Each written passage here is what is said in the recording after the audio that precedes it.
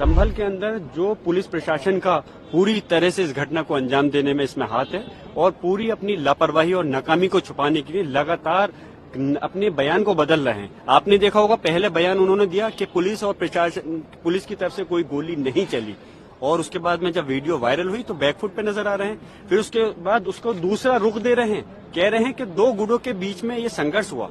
अफसोस की बात है कहाँ चली गई इनकी बुद्धि कि किस प्रकार से कि दो गुटों का ये कहाँ से मसला आ गया। ये पुलिस ने गोली चलाई और उसके बाद में आपने कल देखा होगा एक पुलिस के अधिकारी जो सर्किल ऑफिसर है वो टेबल पर बैठ करके बिल्कुल मीडिया से मुखातिब होते हुए कह रहे हैं कि अगर जाहिल लोग हमारे पर गोली चलाएंगे तो क्या हम मरेंगे।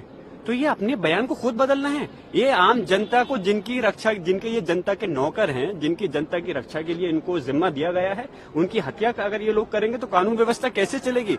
इस प्रदेश और देश के अंदर कानून व्यवस्था का बुरा हाल है, संविधान की धज्जियां उड़ाई जा रही हैं और हमने आज भी सदन के अंदर हमारे नेता हमारे माननीय डिम्पल यादव जी, माननीय धर्मेंद्र यादव जी और सारे सांसदों ने इस चीज को मुद्दे को उठाया कि इस पर चर्चा कराइए और चर्चा नहीं होगी तो कैसे उन लोगों को सजा मिलेगी जो आज कातिल हैं। आप ताज्जुब की बात है, आप बात पे हैरान रहेंगे। वहां डिस्ट्रिक्ट डीएम कह रहे हैं कि हमने एक जांच बैठा दी है और जांच भी जो लोगों पर आरोप है अगर वही लोग जांच करेंगे तो कैसे हक और इंसाफ मिलेगा।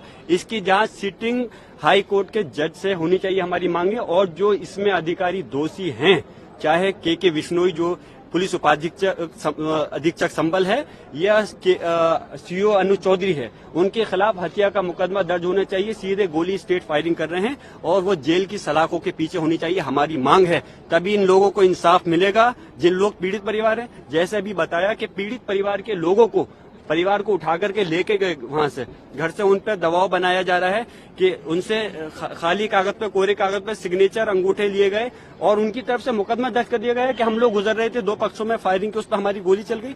ऐसा जुल्म ज्यादती होगा तो क्या कानून रहेगा। आप लोग चौथा स्तंभ है, मेरी मांग है आप लोग सच्चाई दिखाइए। पार्टीज भी आप लोगों के साथ बिल्कुल पूरी हमारी सपा के साथ में, समाजवादी पार्टी के साथ इस संभल की घटना पर पूरे इंडिया गठबंधन साथ है और सब चाहते इस पर चर्चा होनी चाहिए और उन दोषी अधिकारियों के खिलाफ सख्त एक्शन होते हुए कार्रवाई होनी चाहिए। सीसीटीवी फुटेज भी दिखाया है जिसमें ये दिखाया जा रहा है कि कैसे दो गुटों के, एक गुट के लोग हैं जिन्होंने मुंह पे कपड़ा बांधा हुआ है, देसी पिस्टल मिली है और कैसे वो इंसाइट कर रहे हैं क्राउड को। आपको इस सीसीटीवी फुटेज मैं एक बात कहना चाहूंगा, इस प्रश्न के लिए आप ही लोग मुझसे अच्छा जवाब देते तो चौथा स्तंभ होने के नाते मुझे और खुशी होती।